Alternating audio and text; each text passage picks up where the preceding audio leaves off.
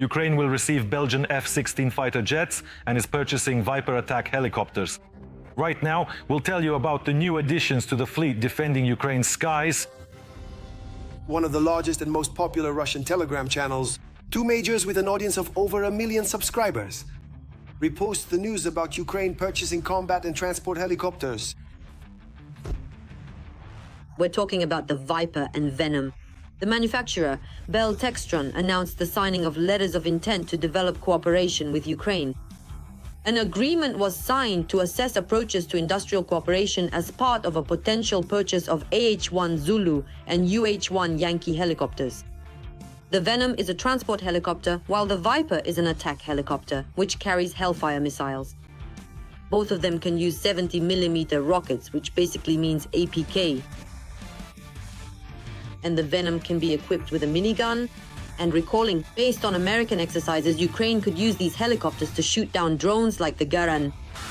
The interest of Russian media in the purchase of such helicopters indicates that the Kremlin understands that with the appearance of these birds in Ukrainian skies, the air defense system will become much more effective in countering Shahed strike drones. Bell attack helicopters are being purchased to replace the outdated Mi-24 and Mi-8, which have long since outlived their service life. 85% of the parts in the Viper and Venom are identical, which means cheaper and simpler maintenance. The Viper was created during the Vietnam War back in 1965, and by the 2000s it received new engines and a rotor, upgraded avionics, a fire control system, comprehensive survivability improvements, as well as extensive digitalization. In terms of capabilities, the Viper is almost on par with the best attack helicopter in the world, the Apache. The Apache is objectively more powerful since this machine has a maximum takeoff weight of 10.4 tons compared to 8.4 tons.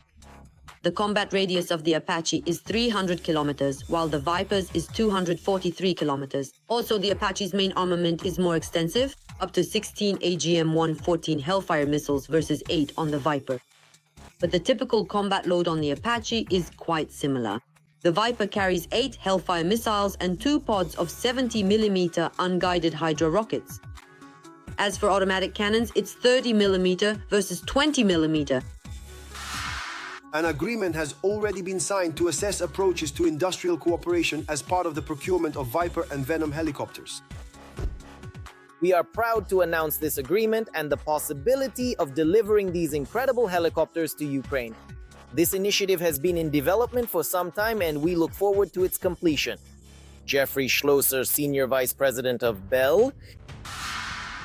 In addition to the procurement of transport and attack helicopters, Ukraine will soon receive another batch of F-16 fighter jets.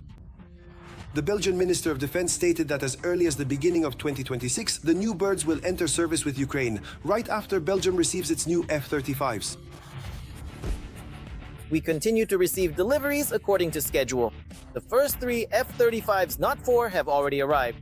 Now they need to become operational. I think this will take a year or a year and a half. Once we achieve operational capability, we will be able to transfer our F-16S to Ukraine. This is a very important phase.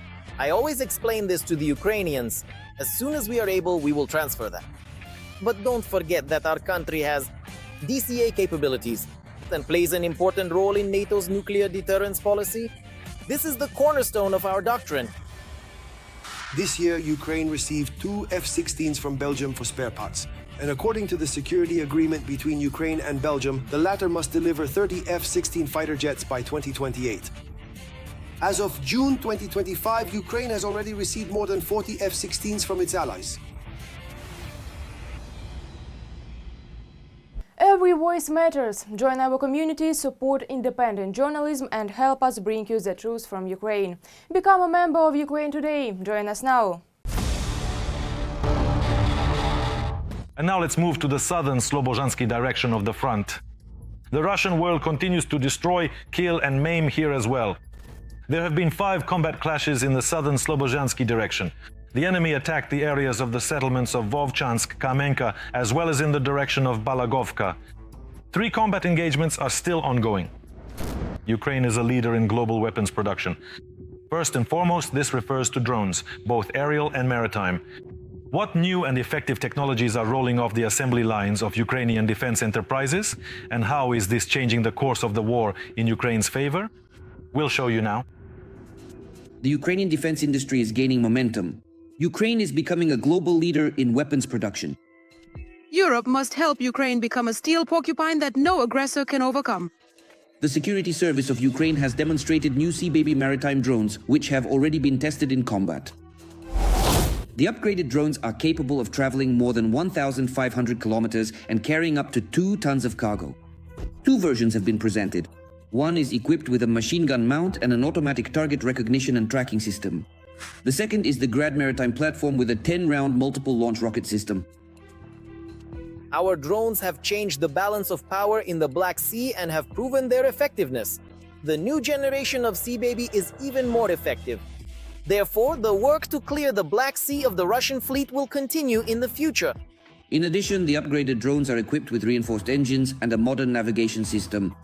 Earlier, in June 2025, new models of maritime drones were used during the attack on the Crimean Bridge.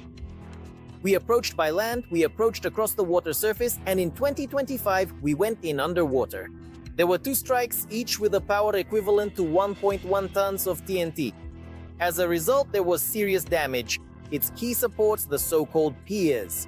Essentially, the bridge now operates with a load limit of no more than 5 tons, with trucks moving across it. The enemy is not conducting any military logistics there. Ukraine's allies are in no hurry when it comes to supplying long-range missiles that the armed forces of Ukraine could use to destroy legitimate military targets of the occupiers. Deep in the Russian rear. The story in the Wall Street Journal claiming that the US allegedly approved the use of Ukrainian long-range missiles to strike deep inside Russia. Fake news. The US has nothing to do with these missiles. Kyiv, for its part, has focused on producing a wide range of its own long-range missiles and drones, which are regularly used to strike Russian territory.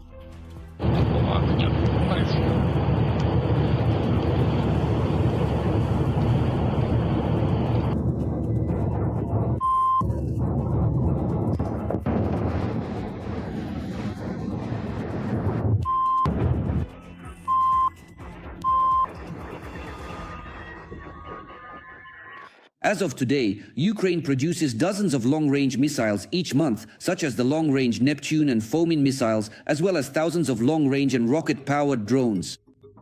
In order to somehow bring this war to a stalemate, to shift it, it is necessary not only to learn how to repel enemy attacks on the front line, but also to suppress their logistics and aviation. That's why these capabilities were needed, and I'm not even mentioning the necessity of striking enterprises of Russia's military-industrial complex and its energy system. Weapons manufacturers have not forgotten about the Ukrainian goddess of war, Bodana, either. This year, Ukraine became the world leader in the production of self-propelled artillery systems. Artillery remains the queen, and Ukraine has mastered the production of howitzers. Despite the role of FPV drones on the front line, artillery has several advantages over unmanned aerial vehicles. First of all, its range of fire. For the Bodana, this figure is 45 kilometers. The shells are inexpensive, immune to radio jamming, and extremely effective against enemy infantry. The warhead. In other words, these are completely different capabilities for striking both personnel and accordingly equipment and command posts, permanent temporary locations of the enemy. If a FPV drone targets a single objective, meaning a specific serviceman of the occupying army, then accordingly, the Bodana self-propelled artillery system is designed to strike area targets. In other words, this is what holds back the so-called local assaults by Russian occupiers. A protracted war and defense in such a war require quick and effective solutions from Ukrainian military engineers. While Russian occupiers continue to dream of demilitarization, Ukraine is gradually becoming the world's largest arms forge.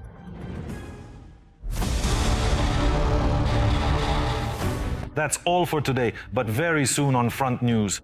New, unique reports from our journalists in the hottest spots of the war, gathered so that you know the truth. This was Serhiy Malnev with you. Take care of yourselves and your loved ones.